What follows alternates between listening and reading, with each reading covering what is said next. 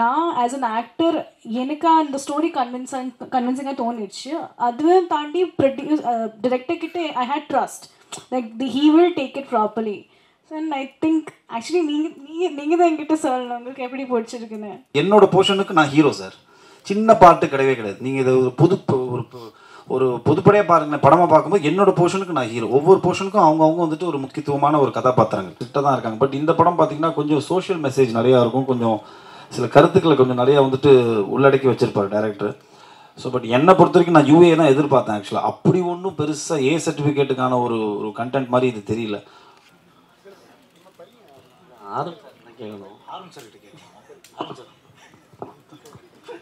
இல்லை வர வர எல்லா படத்துலையும் பார்த்தீங்கன்னா பெண்களுக்கு அதிகமாக முக்கியத்துவம் கொடுக்குறீங்க, ஹீரோயின்ஸ் 2-3 போட ஆரம்பிச்சிட்டீங்க.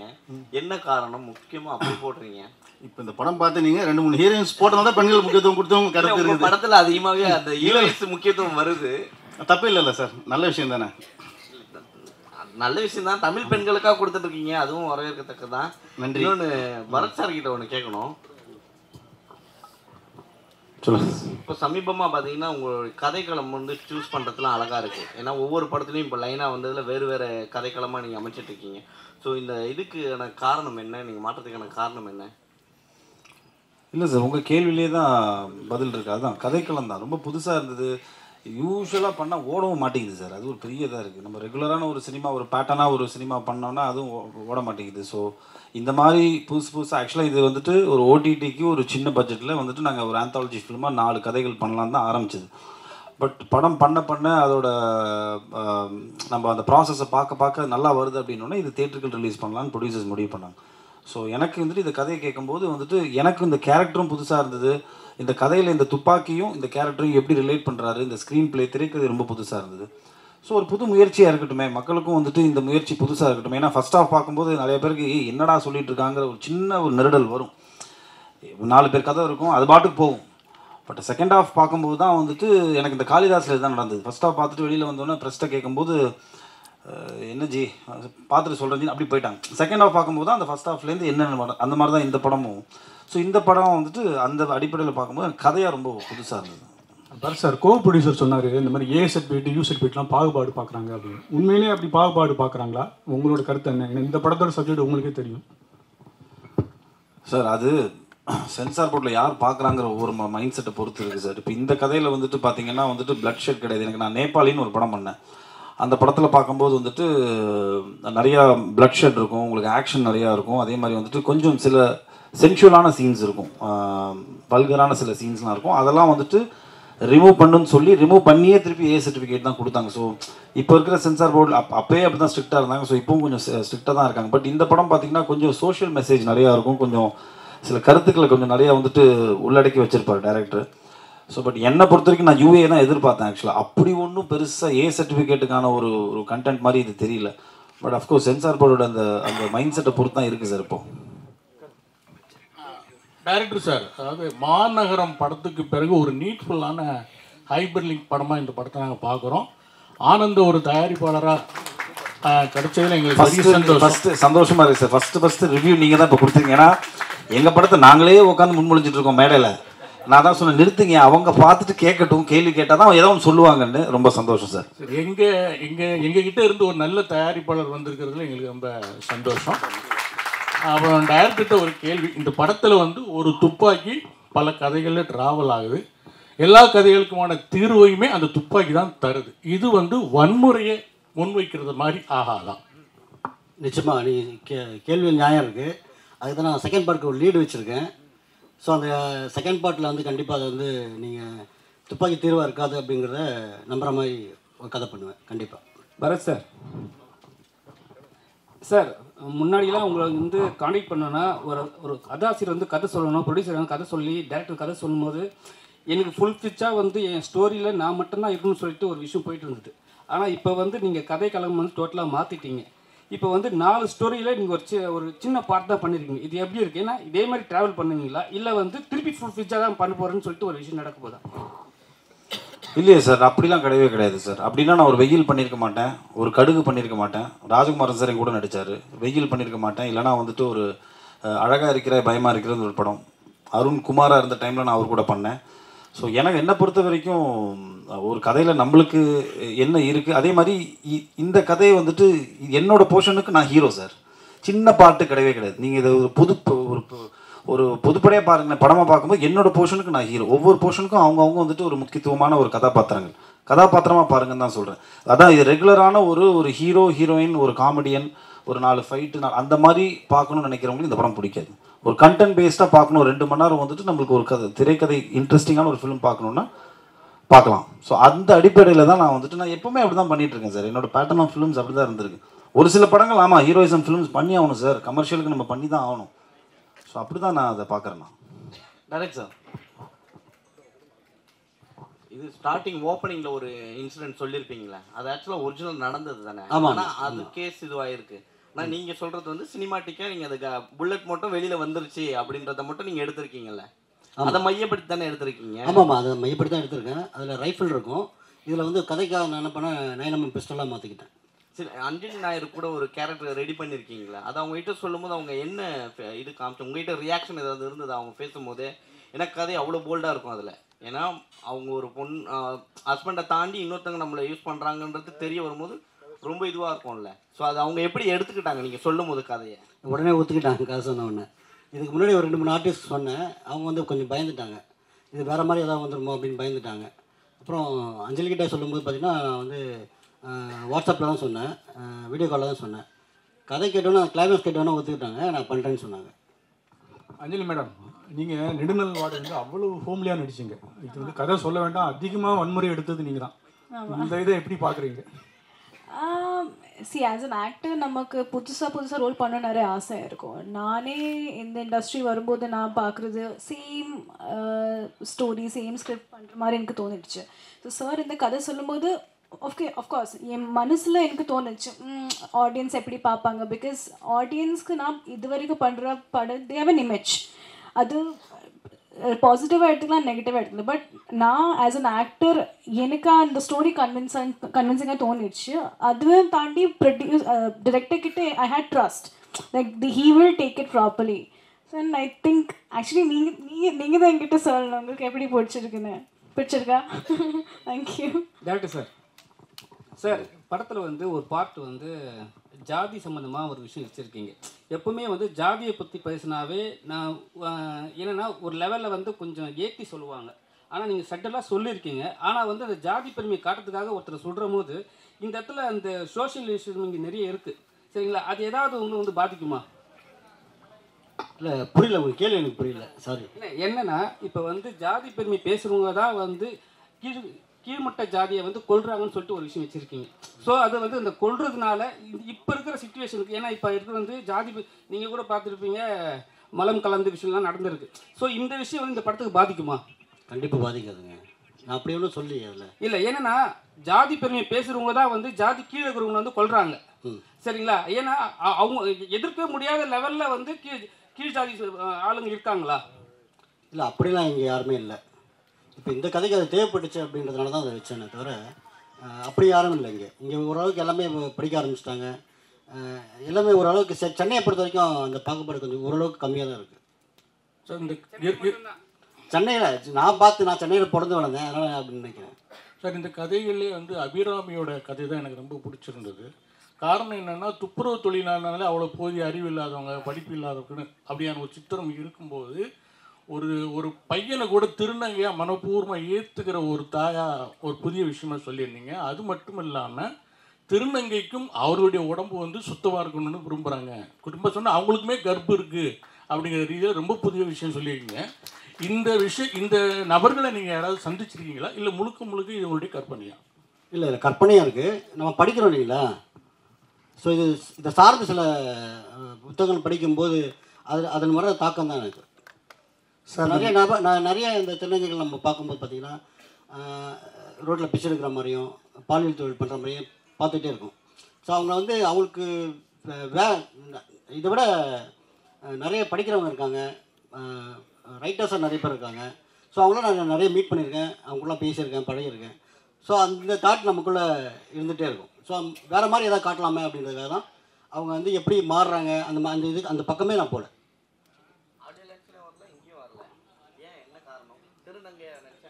இல்லை நாங்கள் இன்வைட் பண்ணியிருக்கோம். அந்த லாஸ்ட் டைமாக இன்வைட் பண்ணோம், இப்போ இன்வைட் பண்ணோம். கொஞ்சம் பிஸியாக இருக்காங்க. அவங்க வந்து மிஸ் யூனிவர்ஸ் வந்து செகண்ட் ப்ளேஸ் வின் பண்ணியிருக்காங்க. ஸோ அதனால் வந்து நிறைய அவங்களுக்கு வந்து ஆட் ஃபிலிம்ஸில் நிறைய வருதுன்னு நினைக்கிறேன். அதனால் அவங்க மாடலாக இருக்காங்க அவங்க. சார் 4 கதைகளையும் ஒன்றோட ஒன்று இணைச்சிருக்கீங்க. அதே சமயத்தில் ஒவ்வொரு கதைக்கும் ஒரு முடிவு வச்சுருக்கீங்க. இந்த கதை வந்து கரெக்டாக சுவாரஸ்யமாக இருக்குமா அப்படின்னு எந்த நொடியில் நீங்கள் நினச்சிங்க? சார் ஒவ்வொரு கதையும் வந்து பண்ணும்போது பார்த்தீங்கன்னா சுவாரஸ்யமாக முதல்ல எனக்கு இருக்கணும். அந்த முடிவுக்கு நாம் ஒரு கதை பண்ணும்போது இது சுவாரஸ்யமாக எனக்கு இருந்தால் தான் நான் அந்த கதையை வந்து மற்றவங்களுக்கு சொல்லவே ஆரம்பிப்பேன். நான் எழுத மாட்டேன். முதல்ல வந்து எனக்குள்ளே ஒரு மைண்டுக்குள்ளே ஒரு கதையை வந்து வடிவமைச்சிருவேன். அப்புறம் கேரக்டரை வடிவமைச்சிருவேன். அதுக்கப்புறம் தான் வந்து மற்றவங்ககிட்ட ஷேர் பண்ணுவேன். அப்போ அது சுவாரஸ்யம் வந்த அப்புறம் தான் நான் அவங்ககிட்ட ஷேரே பண்ணுவேன். சார் 4 ப்ரொடியூசரில் ஒரு ப்ரொடியூசர் சொன்னார், இங்கே 4 ப்ரொடியூசரில் ஒரு ப்ரொடியூசர் சொன்னார். என்ன சொன்னார்னா, ஸ்டேஜில் இந்த படத்தில் வந்து எனக்கு வந்து புரியவே இல்லை, ஏன் ஏஎஸ்டி கொடுத்தாங்கன்ட்டு. நீங்கள் கதை சொல்லும் போது கண்டிப்பாக இந்த கண்டென்ட்லாம் சொல்லியிருப்பீங்க. அவர் ஏற்கனவே 7G எடுத்த டேரக்டர் அண்ட் ப்ரொடியூசரு, சரிங்களா? அவருக்கே புரியலன்னா மற்றவங்களுக்கு எப்படி புரியும்? ஒரு நிமிஷம்.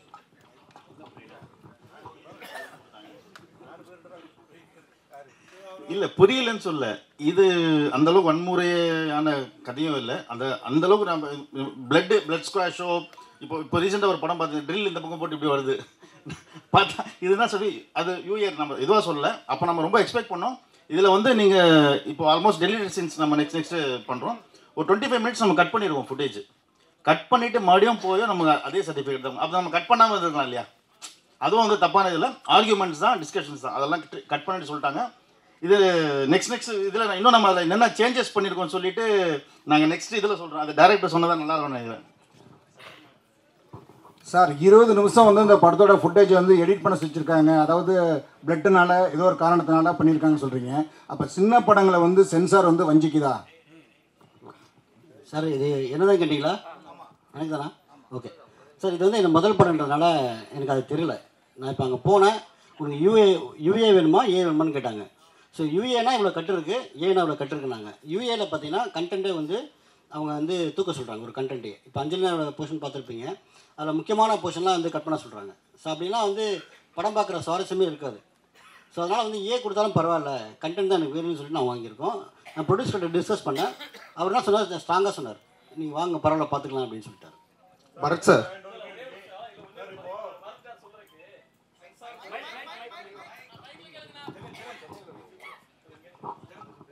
இல்லை அவர் சொல்ல மறந்துட்டாரு. என்னன்னா சென்சாரில் வந்து முக்கியமான சில போர்ஷன் கதையிலே வேற மாதிரிலாம் விஷயங்கள் இருக்குன்னு சொல்லி எடுக்க சொன்னாங்க. அப்புறம் பரத் சார் இவங்க 3 பேர் காரில் ட்ராவல் பண்ணும்போது சமூக நீதி சார்ந்து நிறைய டைலாக்ஸ் வச்சுருந்தோம். அதாவது 3 மதத்துக்காரங்க அந்த காரில் பயணிப்பாங்க. 3 பேரும் அவங்கவுங்க பாயிண்ட் ஆஃப் வியூவில் அவங்கவுங்க இதை பற்றி பேசுவாங்க. அந்த விஷயத்த டோட்டலாகவே எடுக்க சொன்னாங்க. அப்புறம் வந்து அந்த கண்டென்ட்டை தூக்க சொல்லிட்டு அவர் இயக்குனர் என்கிட்ட சொன்னது ஞாபகம் இருக்குது. நான் வந்து இங்கே ஒரு ஹோட்டலில் ஒரு ப்ரொமோஷனில் இருக்கும்போது வந்தார். வந்து இந்த மாதிரி இந்த டைலாக்லாம் சேஞ்ச் பண்ணணும் சென்சாரில் சொல்கிறாங்க அப்படின்னு சொன்னார். அப்போ நான் கேட்டேன், நீங்கள் வந்து அவங்ககிட்ட ஃபைட் பண்ணலாமே, நீங்கள் அவங்ககிட்ட பேசலாம், நம்ம உங்களுக்கு ரைட்ஸ் இருக்கே அப்படின்னு கேட்டேன். அதுக்கு அவர் சொன்ன பதில் தான் நான் இங்கே பதிவு பண்ண நினைக்கிறேன். என்ன சொன்னார்னா, அவங்க டிஸ்கஷனுக்கு வரல, ஆர்டர் போடுறாங்க. அவங்க தொழில வந்து டிஸ்கஷனே இல்லை, சமூக நீதி அதெல்லாம் விடுங்க, மதம் சார்ந்த அதெல்லாம் விடுங்க, இதை பண்ணுங்க தூக்குங்க அப்படின்னா அது கொடுக்குற எல்லாம் அந்த டிஸ்கஷன் முடிக்க அவங்க வரல அப்படின்னு சொன்னார். இப்போ ஒருவேளை இவர் வந்து ஒரு லோகேஷ் கனகராஜ் மாதிரி ஒரு பெரிய பெரிய நிறுவனத்தில் படம் பண்ணுற ஒரு இயக்குனராக இருந்தால் அந்த டிஸ்கஷன் மேபி நடந்திருக்கலாம். அவர் எளிய இயக்குனர், எளிய நிறுவனம்ங்கிறதுனால அந்த டிஸ்கஷனுக்கு சென்சார் வரலன்னு நினைக்கிறேன். நான் என்ன சொல்கிறேன்னா, அதாவது டிஸ்கஷனுக்கு 2 பேரும் பேசணும். ஒருத்தங்க பேசி ஒருத்தங்க கேட்குறது டிஸ்கஷன் ஆயிருக்காது. அது சென்சாரில் நடக்கு, அது மாறணுங்கிறது இந்த இடத்துல என்னுடைய தாழ்மையான வேண்டுகோள். நன்றி. பரத் சார், சென்சார் வந்து சமூக நீதிக்கு எதிராக இருக்குதா? சார் அதான் சொன்னேனே, இது வந்து எனக்கு முதல் படம்ன்றதுனால அவங்க எப்படி என்கிட்ட நடந்துக்கிட்டாங்க, இப்படி தான் நடந்துப்பாங்களான்றது எனக்கு தெரியல. இதான் ஃபஸ்ட்டு படம்ன்றதுனால. ஸோ அடுத்த படத்தில் இந்த மாதிரி கொஞ்சம் தெளிவாக இருப்பேன். தெளிவான சில கேள்வி கேட்க முடியும் உங்களை. பரத் சார், உங்கள்கிட்ட ஒரு கேள்வி. நீங்கள் வந்து நிறைய நெகட்டிவ் ரோல் பண்ணியிருக்கீங்க, பட் அதுக்கு ஒரு ரீசன் இருக்கும். மேபி ஹீரோயின்காக ஏதாச்சும் ஒரு விஷயம் ரிவெஞ்ச் எடுக்கிற மாதிரி ஒரு சப்ஜெக்டாக இருக்கும். பட் இப்போ உள்ள உங்கள் கூட நடித்த சக நடிகர்கள் வந்து ஹீரோவாக இருந்தவங்க எல்லாருமே இப்போ மெயினாக முழுக்க நெகட்டிவ் வில்லனாகவே பண்ணுறதுக்கு இன்ட்ரெஸ்ட் காட்டுறாங்க. இன்கேஸ் ஃப்யூச்சரில் நீங்கள் அந்த மாதிரி பண்ணுறதுக்கு ஐடியா இருக்கா? கண்டிப்பாக பண்ணுவேன் சார் நான். பட் அந்த மொத்தம் நெகட்டிவ் கதாபாத்திரம் என் மேலே இருக்கணும். அந்த பிரிஞ்சுலாம் இருக்கக்கூடாது. இப்போது அருண் விஜய் பண்ணார்ல அஜித் சார் படத்தில், ஸோ அந்த மாதிரி இருந்துச்சுன்னா, நல்ல டேரக்டர் இருந்துச்சுன்னா, நம்மளுக்கு நம்ம பண்ணுற ஒரு எஃபர்ட், நம்ம போடுற அந்த இன்வெஸ்ட்மெண்ட் வந்து யூஸ்ஃபுல்லாக போய் சேரும். இல்லைனா சும்மா ஏனோ தானோன்னு பண்ணுறது வேஸ்ட். கண்டிப்பாக பண்ணுவேன் சார். ஏன்னா இன்ஃபேக்ட் ஏதோ ஒரு இன்டர்வியூவில் கூட ஒரு விஜய் சேதுபதி கூட சொல்லியிருப்பார், நெகட்டிவாக பண்ணுறது தான் இன்னும் ஆக்சுவலாக மீட்டர் அதிகம், இன்னும் நிறையா பெர்ஃபார்ம் பண்ணலாம், இன்னும் எக்ஸ்ட்ராவாக வந்து நம்மளால் வந்துட்டு ஒரு ஸ்டெப் போய் பெர்ஃபார்ம் பண்ண முடியும். ஸோ கண்டிப்பாக நான் பண்ணுவேன். வெறும் இந்த 4 பேர் தானே, இந்த சைடெல்லாம் சைலண்ட்டாக இருக்காங்களே. புரியல சொல்லுங்க. படத்துக்கு டைலாக் ரைட்டர் வந்து ஜெகன் கவிராஜ். இல்லை, இப்போ வந்து பார்த்தீங்கன்னா தமிழ் இண்டஸ்ட்ரியில் மூவிலாம் சரியில்லை அப்படின்னு மற்ற இண்டஸ்ட்ரி சொல்லிட்டு இருந்தாங்க. ஒரு 2 வீக்ஸாக பார்த்தீங்கன்னா சின்ன படங்கள் வந்து டைலாக்கும் சரி படமும் சரி எல்லாருமே உட்கார வச்சு ஒரு கதைக்களமாக காட்டிட்டு இருக்கீங்க. அதில் முக்கியமாக அபிராமி தான் அவர் சொன்ன மாதிரி. அதில் அவங்க அந்த துப்பாக்கி எடுக்கிற லாஸ்ட் சீனில் ஒரு டைலாக் சொல்லியிருப்பாங்க, அது கரெக்டாக அந்த இடம் பொருந்திருந்தது. எப்படி சூஸ் பண்ணீங்கன்னு தெரியல. இல்லை, அது வந்து நாங்கள் டிஸ்கஸ் பண்ணோம். முதல்ல டிஸ்கஸ் பண்ணிட்டு இது அதிகமாக வந்து நான் இவர்கிட்ட ஜெகன் கிட்ட தான் நிறைய டிஸ்கஸ் பண்ணுவேன். ஸோ அப்போது வந்து பிளான் பண்ணும்போது இப்படி பண்ணலாமான்னு கேட்டேன். ஸோ உடனே அதுக்கேற்ற மாதிரி ஒரு டைலாக் அவர் தான் சொன்னார் அந்த இடத்துல. ஸோ அது பொருத்தமாக இருந்துச்சு கதைக்கு. சார் ஒரு கேள்வி, அது இந்த சர்டிஃபிகேட் சென்சார் சர்டிஃபிகேட் படிச்சேன். இப்போது சர்டிஃபிகேட் கொடுத்தாங்க, நீங்கள் பேசாமல் வந்துட்டுங்கன்னு சொன்னீங்க. பட் இதே மாதிரி சூப்பர் ஸ்டார் படங்கள், அப்புறம் பெரிய டைரக்டர் சங்கர் போன்ற படங்கள்லாம் இதை விட பெரிய வன்முறைகள்லாம் இருக்குது, படங்கள்ல இருக்குது. பட் அதுக்கு வந்து சர்டிஃபிகேட்டே கொடுக்குறாங்க. அதை பற்றி நீங்கள் ஃபைட் பண்ணாமல் வந்தீங்க, உங்களுக்கு யாராவது அட்வைஸ் பண்ணலையா? அதை பற்றி நீங்கள் இப்போ அந்த மாதிரி பெரிய டைரக்டர் பெரிய படங்களுக்கு கொடுக்குறத பற்றி நீங்கள் என்ன நினைக்கிறீங்க? இப்போ பெரிய ஹீரோக்கள் படங்களுக்கு சர்டிஃபிகேட் கொடுத்துறாங்க, அது எத்தனை பேரை கொண்டாலும் சரி, 100 பேரை கொள்றாங்க, 1000 பேரை கொள்றாங்க, அந்த மாதிரிலாம் நடக்குது. அதுக்கெல்லாம் சர்டிஃபிகேட் கொடுக்குறாங்க. பட்டு இதில் வந்து அவ்வளோ பெரிய வன்முறையெல்லாம் ஒன்றும் இருந்த மாதிரிலாம் தெரியல. துப்பாக்கி சூடு மட்டும் தான் தெரியுது, வேறு ஒன்றும் தெரியல. ஒவ்வொரு படத்தில் 1000 துப்பாக்கி, பல 1000 துப்பாக்கி பீரங்கெல்லாம் கொண்டு வந்து சுடுறாங்க. ஆனால் இந்த படத்தில் அந்த மாதிரிலாம் ஒன்றும் இல்லை. ஆனால் இதுக்கு சர்டிஃபிகேட் கொடுக்காததுக்கு நீங்கள் என்ன மாதிரி ஃபீல் பண்ணீங்க? உங்கள் படக்குழுவோட எண்ணம் என்ன அப்படின்னு சொல்லிட்டு கொஞ்சம். சார், இது வந்து என்னென்னா, இந்த கதை இப்போ ஏற்கனவே சொன்னது தான். எனக்கு வந்து என்னென்னா, இப்போ நீங்கள் கண்டென்ட் ரொம்ப ஸ்ட்ராங்காக இருந்ததுனால நான் இந்த யூலாம் பற்றி கவலைப்படல ஃபஸ்ட்டு. இன்னொன்று வந்து இது வந்து பார்த்திங்கன்னா குழந்தைங்க பார்க்குற படமே இல்லை, இது ஒரு மெச்சூர்டு ஆடியன்ஸ் பார்க்குற படம் தான். அது யூஏ கிடச்சிருந்தா சந்தோஷப்பட்டிருப்பேன். இல்லை சார், அதை பற்றி எனக்கு என்ன சார் தெரியும்? நான் இப்போ தான் வந்திருக்கேன் ஃபீல்டுக்கு. கேட்டு சார், அந்த டிஸ்கஷன் வரல அவங்க. இப்போ அந்த டிஸ்கஷனுக்கு அவங்க வரல சார். ஆல்ரெடி கேட்ட கொஷினோட ஒரு கண்டினியூஷன் தான் இது. நீங்கள் துப்பாக்கி வச்சு இது எல்லாத்துக்குமே தீர்வுன்ற மாதிரி சொல்லியிருக்கீங்க. பட் இந்த கதையை டிசைன் பண்ணும்போது நீங்கள் வேறு ஒரு மல்டிபிள் ஒரு கிளைமேக்ஸும் யோசிச்சுருப்பீங்க இல்லையா? ஸோ அப்படி இருந்ததுன்னா இது நீங்கள் என்னவா யோசிச்சுருந்துருப்பீங்க? இந்த துப்பாக்கின்னு ஒன்று இல்லாமல் இது எல்லா பிரச்சனைக்கும் என்ன தீர்வாக, ஆல்டர்னேட்டிவாக என்ன கிளைமேக்ஸ் யோசிச்சிங்க? தெரியல, எனக்கு அந்த மாதிரி ஐடியாவே இல்லை. இப்போ நீங்கள் பார்ட் 2ல் வந்து கண்டிப்பாக வன்முறை வந்து தீர்வுன்றதை கண்டிப்பாக சொல்கிறேன். பரத் சார், பாய்ஸ் படத்தில் அறிமுகமானீங்க, அதே படத்தை தான் சித்தார்த் அறிமுகமானார். உங்கள் படமும் 13ஆம் தேதி ரிலீஸு, சித்தார்த் படமும் மிஷ்யூ ரிலீஸு. இந்த போட்டி எப்படி பார்க்குறீங்க? நான் என்ன சொல்லணும்னு நினைக்கிறீங்க? வாழ்த்துக்கள் நண்பா, அவ்வளோதான். சரி, அவர் படம் வரட்டும், நம்ம படம் வரட்டும், நம்ம நல்ல படங்கள் ஓடட்டும் சார், அவ்வளோதான். வாழ்த்துக்கள். முதல்ல படக்குழுவிற்கு வாழ்த்துக்கள். ரொம்ப சிறப்பாக இருக்குது படம். இதில் இந்த தமிழ் குடி அப்படிங்கிற வார்த்தை 2 தடவை வருது. ரொம்ப ரசிப்பாக இருக்குது அந்த சீனு. அது மூலமாக சமூக நீதியை சொல்கிறீங்க போல இருக்கு. இயக்குனருக்கு தான் கேட்குறேன். கண்டிப்பாக நான் உடனே கொடுத்துருவோம் மைக்கு, டோன்ட் இயக்குனர் இல்லை, அவர் அந்த பக்கம் இந்த பக்கம் பார்க்குறாரு, அதுக்காக சொன்னேன். அது ஆமாம், அது வந்து பார்த்தீங்கன்னா சீமான் தான் தமிழ் குடிம்பார். அப்போ அவரை மனசில் வச்சு தான் அந்த ஒரு இதுக்கு பதில் சொல்லியிருக்கிறீங்களா? இல்லை, அப்படியெல்லாம் ஒன்றும் இல்லை சார். நம்ம சமூகத்தில் நம்ம படிக்கிறது, பார்க்குறது, பேசுகிறது. ஸோ நான் எங்கள் ஃப்ரெண்ட்ஸ்குள்ளேயே நிறைய டிஸ்கஷன் இது சம்மந்தமாக நிறைய நடக்கும். ஸோ அதுதான் இது வந்து கதையில் வச்சேனே தவிர வேறு ஒன்றும் புதுசாலாம் ஒன்றும் இல்லை சார். படத்தில் வந்து பெரியார் புத்தகம், அம்பேத்கர் புத்தகம்லாம் காமிச்சிருந்தீங்க, மகிழ்ச்சி. அப்புறம் அதில் ஒரு கேள்வி, சமூக போராளியாக கனியா கேரக்டர் இருந்துச்சு, அதை பற்றி ஒரு முழுமை இல்லையே, ஏன் அடுத்த பார்ட்டில் இருக்கா சார்? அந்த இது வந்து நம்ம கர்நாடகாவில் நடந்த ஒரு ரைட்டர் பற்றின ஒரு ரைட்டர் கொலை பண்ணியிருப்பாங்க. ஸோ அதை வந்து நான் அந்த இன்டெரக்டாக தான் அதில் சொல்லியிருக்கேன் அதில். ஸோ அந்த சமூக நீதி அக்கறை வந்து பார்த்திங்கன்னா எல்லா இயக்குனருக்கும் வேணும். ஸோ எனக்கும் அதில் கொஞ்சம் இருந்ததுனால நான் அதை ட்ரை பண்ணியிருக்கேன்.